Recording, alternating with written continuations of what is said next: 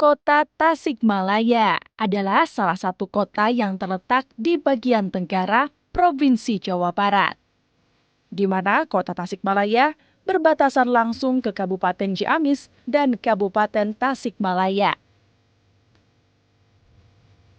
Kota Tasikmalaya sendiri memiliki luas 183,85 km persegi yang terdiri dari 10 kecamatan dan 69 kelurahan. Dikenal dengan julukan Sang Mutiara dari Priangan Timur, kota Tasikmalaya memiliki keanekaragaman budaya, sejarah, serta potensi produk unggulan yang melimpah.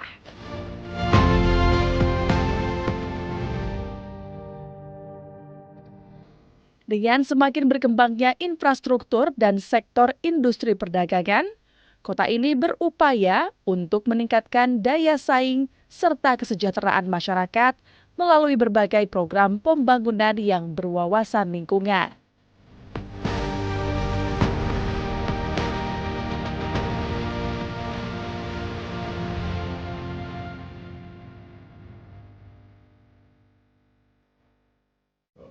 Selamat pagi saudara, apa kabar Anda pada pagi hari ini? Senang sekali saya Fida Latas dapat kembali menyapa Anda dalam Sapa Jabar, sebuah program talk show yang akan membahas beragam tema dialog menarik yang terjadi di sekitar kita. Saudara, Sang Mutiara dari Priangan Timur adalah julukan yang diberikan bagi kota Tasikmalaya. Bukan tanpa alasan, kota Tasikmalaya memiliki keanekaragaman budaya, sejarah, serta tentunya potensi produk unggulan yang melimpah. Nah saudara, pada 17 Oktober ini kota Tasikmalaya genap berusia 23 tahun. Dengan semakin berkembangnya infrastruktur dan juga sektor industri perdagangan, kota ini berupaya untuk meningkatkan daya saing serta kesejahteraan masyarakat melalui berbagai program. Nah pagi hari ini saudara, kita akan berbincang mengenai hal ini langsung bersama dengan PJ Wali Kota Tasikmalaya. Kita akan sapa terlebih dahulu. Ada Bapak C.K. Virgowansyah. Selamat pagi Pak. Selamat pagi Mbak Fida. Gimana Pak kabarnya Pak? Sehat ya? Alhamdulillah. Sebelum kita mulai, gimana Pak? Super. Super, waduh memang harus super, harus semangat karena juga Tasikmalaya ini berulang tahun yang ke-23 ya Pak ya? Betul, selamat ulang tahun sebelumnya Pak untuk Kota Tasikmalaya. Baik, Pak kita tahu ya, untuk kemudian mengembangkan kota Tasikmalaya, tentu ada sejumlah pekerjaan yang harus dilakukan. Tapi kalau kita berbicara mengenai fokus utama yang menjadi fokus pekerjaan gitu mungkin ya Pak ya, di Tasikmalaya ini tuh seperti apa sih Pak? Ya, makasih Mbak Fida. Jadi kota Tasik ini kan sedang berusia 23 tahun. Betul. Kalau ibarat laki-laki tuh sedang ganteng-gantengnya. Kalau perempuan sedang cakep-cakepnya, 23 tahun tuh sedang cakep-cakepnya. Jadi memang ketika dengan sedang cakep-cakepnya itu potensi itu sedang keluar, auranya sedang keluar maksimum. Nah, kita harus manfaatkan auranya yang sedang keluar maksimum itu. Kota Tasikmalaya hari ini kita berpandangan bahwasannya kita tidak mungkin mengedepankan pertanian untuk mencari lahan yang besar di kota Tasikmalaya. Misalnya kita mau bersandar pada mencari 100 hektar lahan jagung misalnya di kota Tasikmalaya rasanya agak susah. Oleh karena itu kota Tasikmalaya lebih berfokus kepada perdagangan dan jasa. Jadi kita berfokus pada kekuatan yang dimiliki oleh kota Tasikmalaya hari ini.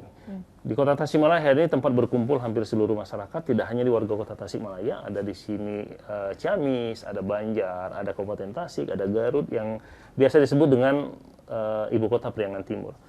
Oleh karena itu ketika orang banyak berkumpul, maka kita ambil kekuatan kita itu dengan cara kita bikinlah sesuatu yang menarik sehingga orang enak berkumpulnya. Ketika orang sudah enak berkumpul, maka otomatis akan terus ramailah di sini.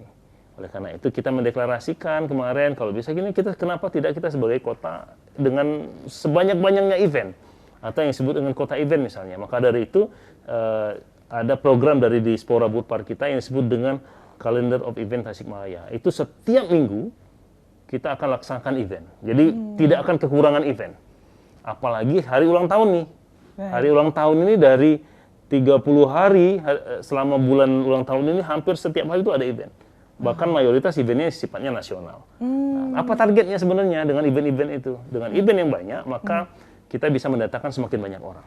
Baik. Ketika semakin banyak orang datang, maka otomatis hunian hotel kita penuh. Ketika hunian hotel kita penuh, maka otomatis tambahan lagi restoran kita bisa ramai. Betul. Ketika tambahan restoran ramai, maka UKM kita akan laku, akan hidup semua. Dan ujung-ujungnya itu akan kembali ke Pemda sendiri. Ada pajak hotel di sana, ada PAD akan meningkat. Dan otomatis ekonomi tumbuh, PAD juga akan meningkat. Dari situlah kekuatan kita sehingga kita bisa menggerakkan menumbuhkan Kota Tasikmalaya berbasis kekuatan yang dimiliki oleh Kota Tasikmalaya. Multiplier efeknya akan terasa begitu ya Pak? Ya, betul. Jadi ada multiplier effect, termasuk trickle down effect. Ketika kita bikin sesuatu, maka ada efek monetis ke bawah yang diterima oleh masyarakat. Hari ini ada event nih, misalnya kegiatan kita. Berapa banyak UKM? Ketika UKM berapa banyak bahan baku yang disiapkan di pasar? Ketika bahan baku yang disiapkan di pasar berapa banyak kemudian pedagang yang mendapatkan untung? Berapa banyak pedagang yang dapat untung? Berapa banyak masyarakat yang kemudian tumbuh ekonominya? Sampai sejauh itu. Keren sekali ya Pak ya, kita jangan berkecil hati dengan sesuatu yang mungkin belum bisa dilakukan, lihat kekuatan kita di mana, Tasik seperti itu ya Pak ya. Tapi tadi menarik nih Pak, ada kalender event di Tasikmalaya. Ini saya dengar-dengar nih, ada singkatannya juga, katanya COET namanya, betul ya Pak ya program itu ya? COET itu ya usulan dari kepala dinas saya, Dinas Purwokerto kita, itu COET itu melambangkan ya ke tempat masak ya, untuk ngulek gitu kan. Ya. Nah, di dalam ulekan itulah sebenarnya sumber keenakan suatu masakan. Baik. Jadi enak tidak satu masakan itu ketika ulekannya pas nih. Nah, jadi COET itu melambangkan bagaimana orkestrasi dari pemerintahan itu bisa membuat ekonomi itu bisa tumbuh. Baik, filosofinya dalam ternyata ya, namanya COET tapi ternyata seperti itu filosofinya. Karena masakan yang paling enak, yang berasa sambalnya gitu. Ketika sambalnya itu diulek dengan enak, semua masakan ikutannya jadi enak tuh. Oke.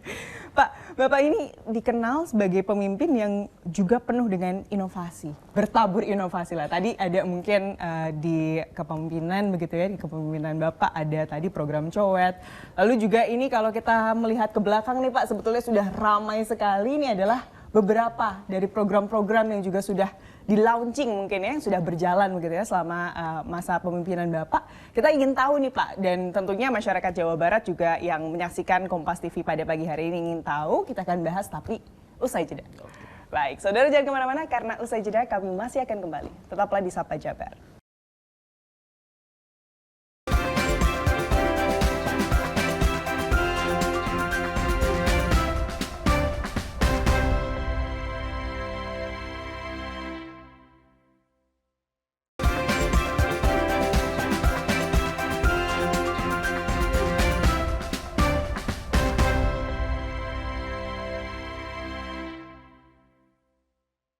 Ulang tahun yang sekarang meriah banget ya Pak ya, antusias dari masyarakat juga sangat besar.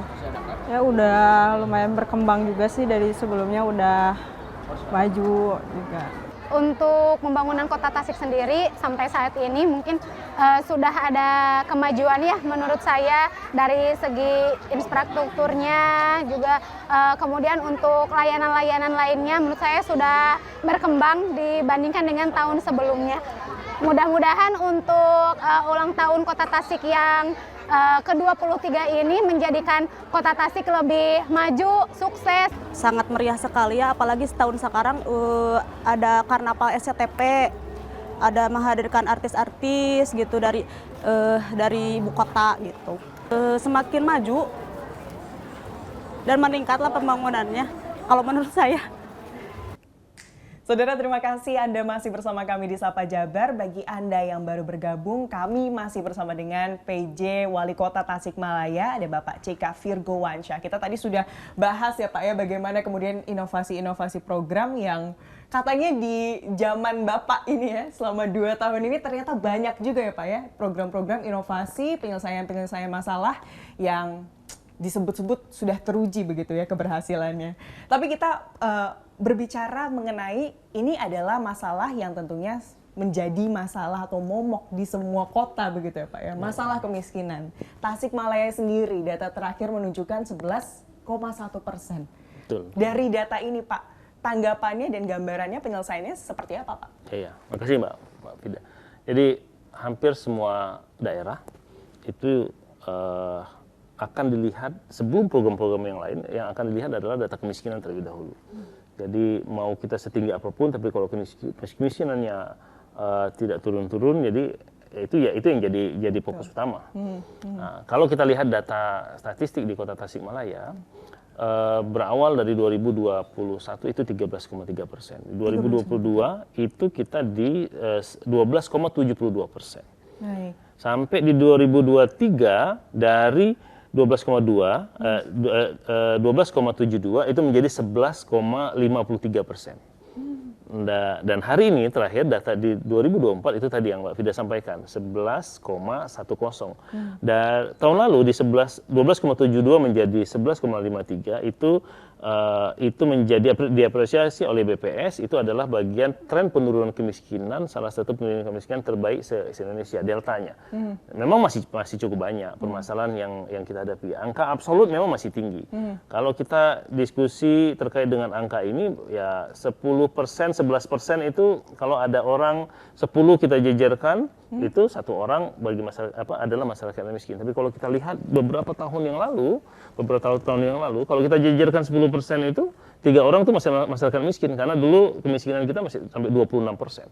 Artinya kota ini berdiri dengan kemiskinan 26%.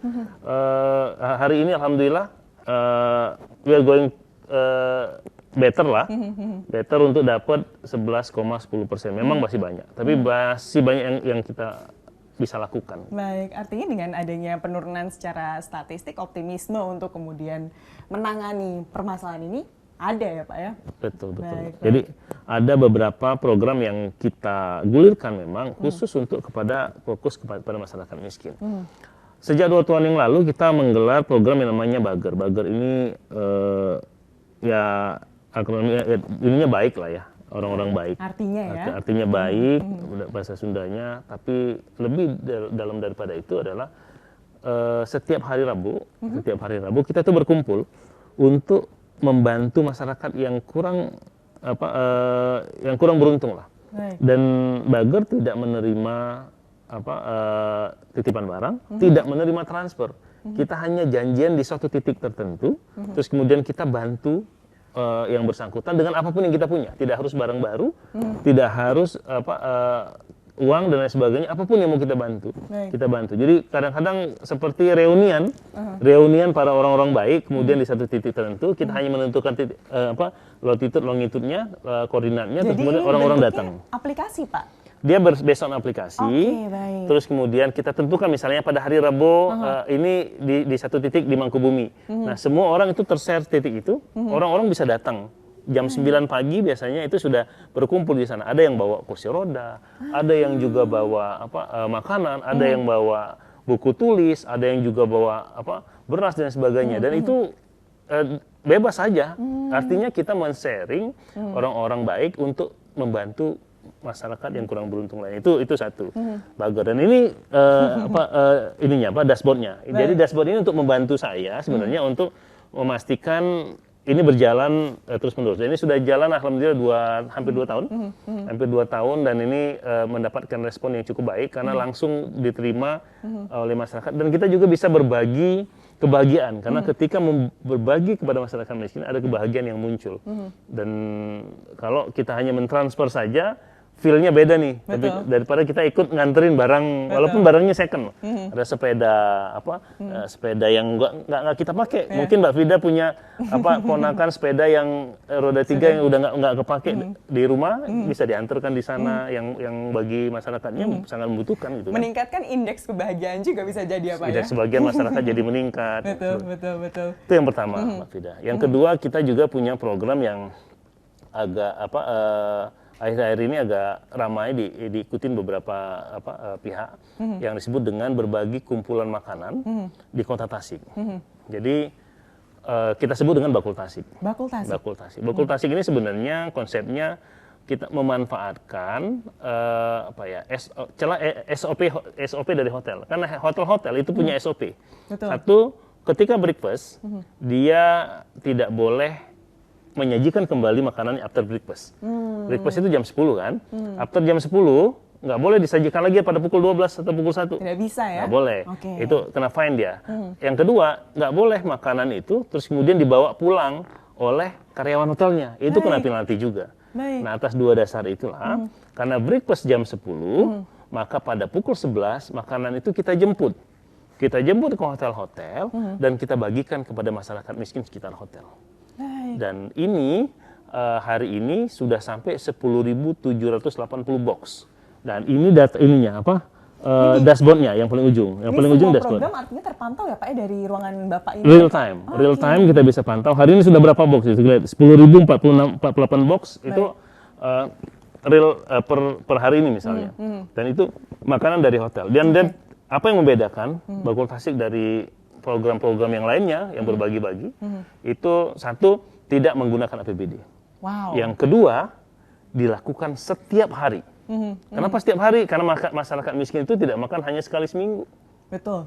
Walaupun kita juga menghargai yang membantu orang pada hari Jumat dan lain sebagainya, tapi tidaknya masyarakat miskin harus makan Tapi setiap itu hari. kebutuhan setiap hari ya Pak ya kalau makan ya. Betul. Baik. Jadi dari program ini ya Pak tadi ya Bakul Salah satunya Bakul Tasik. dan ternyata non APBD ya Pak ya? Tidak menggunakan APBD, terus kemudian dilakukan setiap hari, dan pihak hotel pun senang. Baik. Kenapa? Karena kan biasanya dia masak itu lebih dari tamunya. Tamu hotel misalnya ada 100, dia akan masak biasanya plus 20%. Oke. Sekaligus di kamar-kamar hotel itu biasanya dia itu tetap 2 walaupun yang nginep cuma 1 orang. Baik. Nah, kita manfaatkanlah kelebihan makanan tersebut, masyarakat miskin itu sekitar hotel bisa menikmati, dan masyarakat miskin bisa menikmati nikmatnya, gizinya makanan hotel yang ada di sekitar wilayah tempat tinggal dia. Jadi food waste teratasi, kelaparan kemiskinan teratasi juga ya Pak ya. Ya, Tadi masalah sampah juga, wah mantap Betul, sekali. karena kemarin kebetulan beberapa waktu yang lalu, Vida, kita dapat apresiasi pada acara internasional Day Awareness of Food Loss and Food Waste di Solo kemarin, menjadi satu dari 2 kota di Indonesia yang terinovatif dalam penyelamatan pangan. Baik. Alhamdulillah, mudah-mudahan ini berkat support dari semua pihak, terutama para hotel dan restoran. Bayangkan saja di Kota Tasik itu baru 9 hotel. 9 hotel. 9 hotel sudah bisa membagi 10.000 box makanan. Dan dilakukan, program ini juga dilakukan setiap hari. Baik. Bayangkan kota-kota besar lainnya. Ada misalnya satu daerah yang memiliki sampai 500 hotel misalnya. Kalau satu hotel itu 20 box saja, maka akan ada 10.000 masyarakat miskin yang makan pada hari itu dari hotel-hotel tanpa APBD. Baik, seru sekali ya kalau kita berbicara mengenai inovasi-inovasi yang sudah dilakukan gitu ya di Kota Tasik. Kita akan lanjutkan Pak usai jeda. Saudara jangan kemana-mana karena usai jeda kami masih akan kembali. Tetaplah di Sapa Jabar.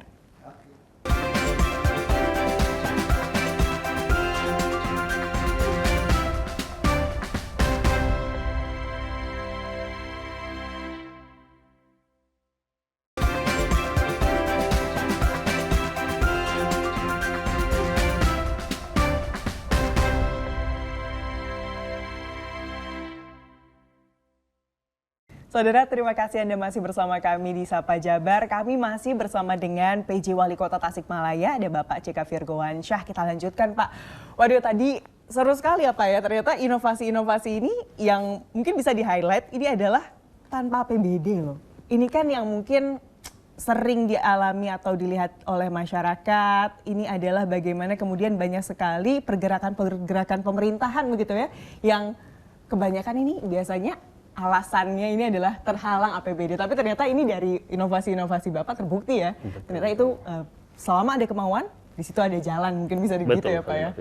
Tadi apa sih namanya sudah ada beberapa program Pak, ada juga yang menjadi salah satu inovasi Bapak ini adalah terkait aplikasi Hayu Gawe juga ya Pak ya, untuk kemudian mengatasi pengangguran di Tasikmalaya. Seperti apa Pak? Jadi pengangguran di Kota Tasikmalaya memang trennya sekarang 6,6, data terakhir di 6,5. menurun memang, cuma saya belum begitu happy karena harusnya bisa lebih kita turunkan lagi. Oleh karena itu kita coba gelar dengan program Hayu Gawi ini. Jadi Hayu Gawi ini berbasiskan media sosial, Baik. khususnya TikTok. Dia semacam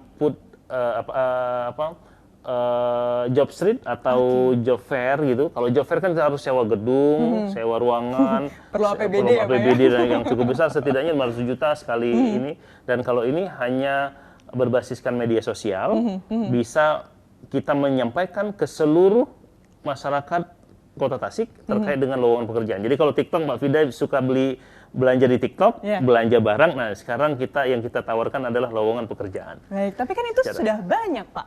Apa sih namanya, berbasis aplikasi, mungkin berbasis website. Apa bedanya, Pak? Ya, bedanya ini dia tidak harus download, dia hanya mengakses TikTok Hayu Gawi, dia setiap hari sambil rebahan, itu bisa cari kerjaan. Jenis pekerjaannya apa, Pak? Kan kalau biasanya di website-website itu kan perlu yang mungkin dengan pendidikan, kualifikasi tertentu betul. gitu ya. Kalau ini apapun. Jadi Oke.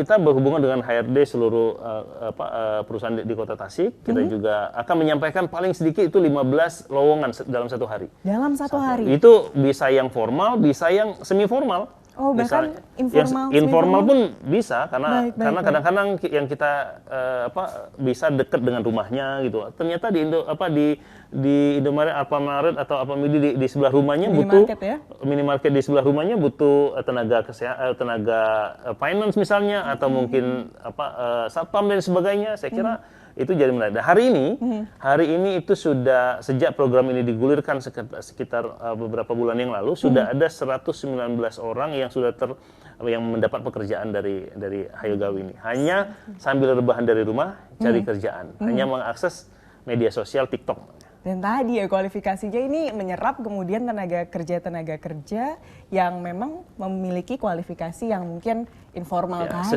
Sesuai dengan kebutuhan. Sesuai dengan kebutuhan. Tadi Pak, selain kemudian masalah kemiskinan kita sudah bahas, sudah ada inovasinya begitu ya, solusinya.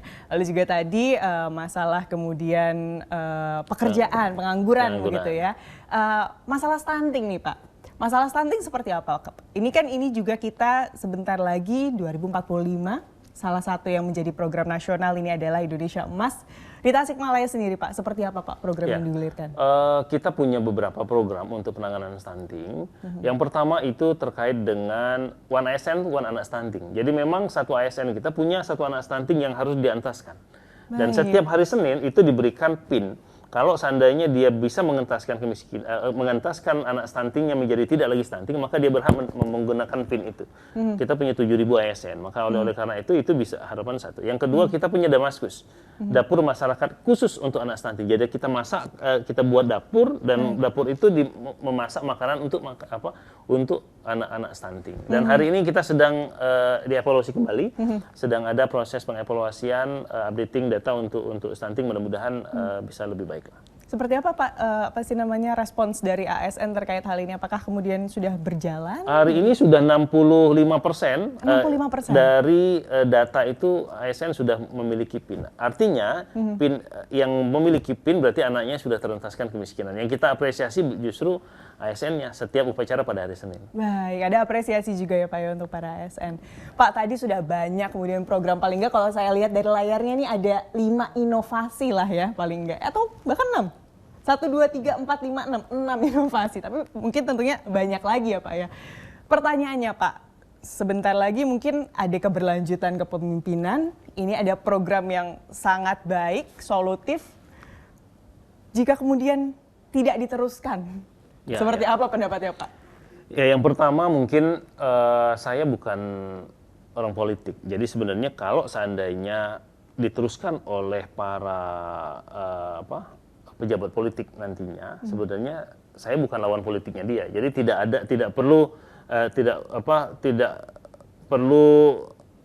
enak untuk meneruskan karena saya bukan lawan politiknya. Saya hanya PNS yang diberikan tugas menyelenggarakan pemerintahan. Jadi itu yang pertama. Yang kedua, ketika program itu dibutuhkan oleh masyarakat, tidak perlu saya yang tanya, Mbak Fida. Jadi masyarakat sendiri yang akan bertanya, kenapa ini nggak ada? Misalnya. Contoh misalnya tadi bakul tasik.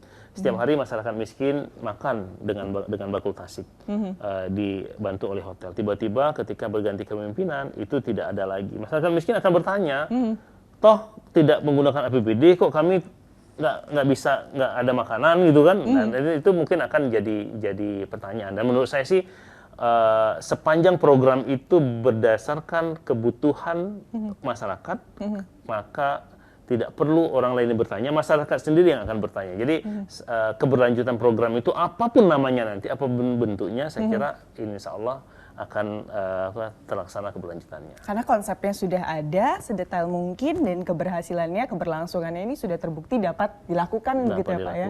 Artinya harapannya ini semoga bisa kemudian diadaptasi, dilanjutkan begitu ya Pak ya. Betul. Atau bahkan mungkin di daerah lain begitu Pak? Sudah ada beberapa daerah yang berkomunikasi hal serupa, dan insya Allah akan ada replikasi-replikasi dengan nama apapun kita akan persilahkan, bahkan aplikasinya pun akan kita serahkan, akan kita sampaikan agar ini bisa tersosialisasi ke semakin banyak daerah. Oke, baik. Pak, Tasikmalaya sekarang berulang tahun yang ke-23.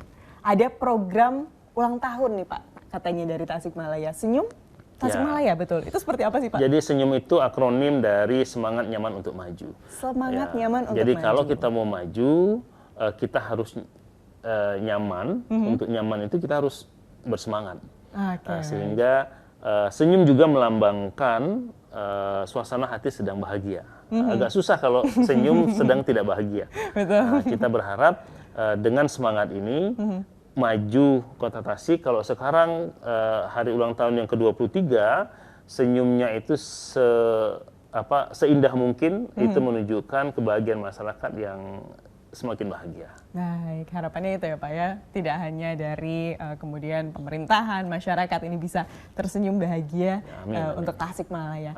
Terima kasih banyak Bapak atas waktunya bersama kami di Kompas TV. Selamat ulang tahun yang ke-23 sekali lagi Pak. Semoga tadi program-programnya yang luar biasa ini bisa dilanjutkan, bisa sustainable begitu ya, dan bahkan mungkin diadaptasi oleh daerah-daerah lain. Amin. Terima kasih sekali lagi Pak. Terima kasih. Kami juga ucapkan terima kasih kepada Anda saudara karena telah bersama kami selama 30 menit ke belakang. Akhir kata saya Fida Latas beserta kru yang bertugas mengucapkan terima kasih dan selamat beraktivitas.